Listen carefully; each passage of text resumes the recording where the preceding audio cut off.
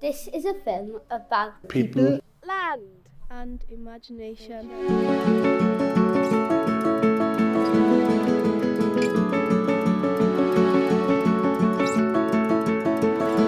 Skyline is an idea that the communities of the South Wales valleys can take control of the landscape around their town for the long term, for generations to come.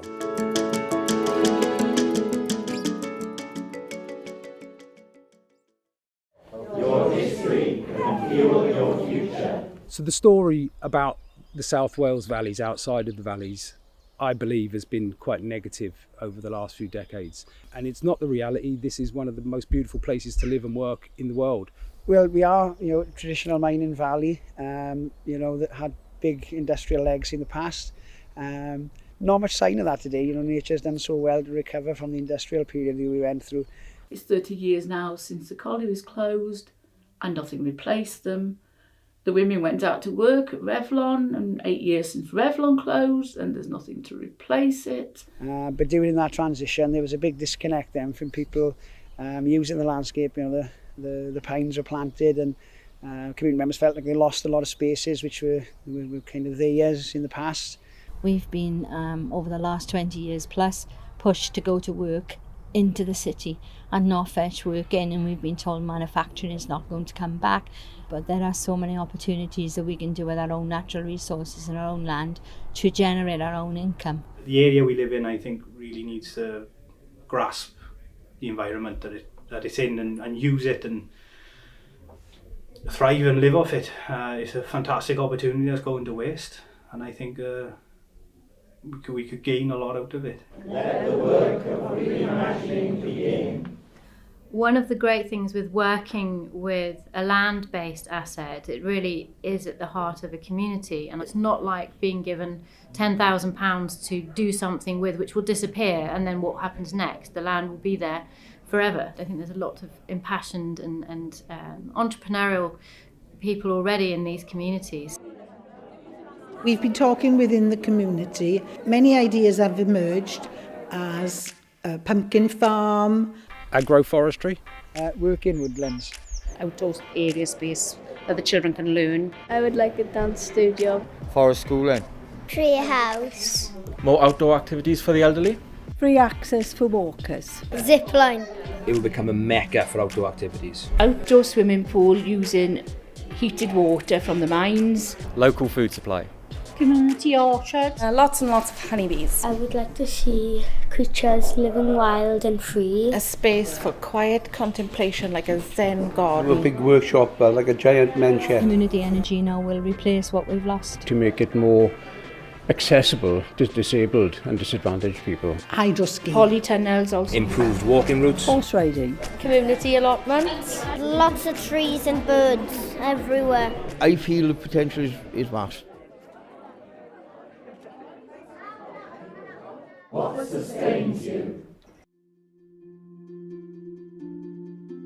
I come back so positive from Scotland in seeing if you as a community work together, you can achieve. Seeing community groups operating at a landscape scale was absolutely revolutionary for me, and it's completely changed my way of thinking of what is possible for the future. What the sort of landscape scale type approach enables is that you're able to cross-subsidise different activities. So you have some things like commercial forestry, for instance, which generate cash and can generate a profit for the community organisation that owns the land. That can be used then to subsidise other activities which might not be profit making, so things like community orchards, for instance, or kind of amenity trails. And I think communities in Scotland are leading the way on this and demonstrating that you can develop these places as sustainable businesses. The standing joke about North West Mull is that it was started up in the bar of the Bellacroy pub when somebody saw that all the land around the village was going up for sale by the Forestry Commission. And they said, we can't have that.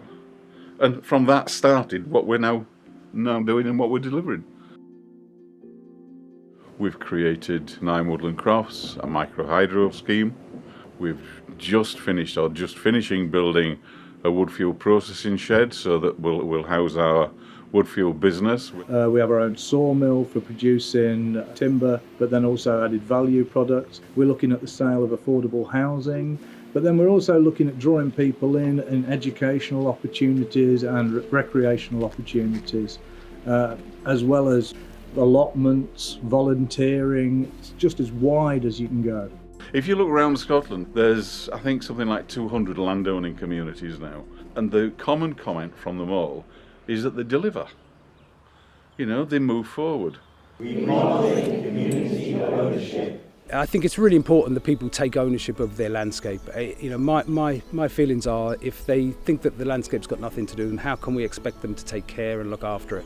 Having people being able to go into the woods and put their hands on the trees and look with their own eyes how the ecologies and how biodiversity's being managed and how it's surviving in our landscape is the only way to really manage it in an effective and sympathetic way for biodiversity and ecology.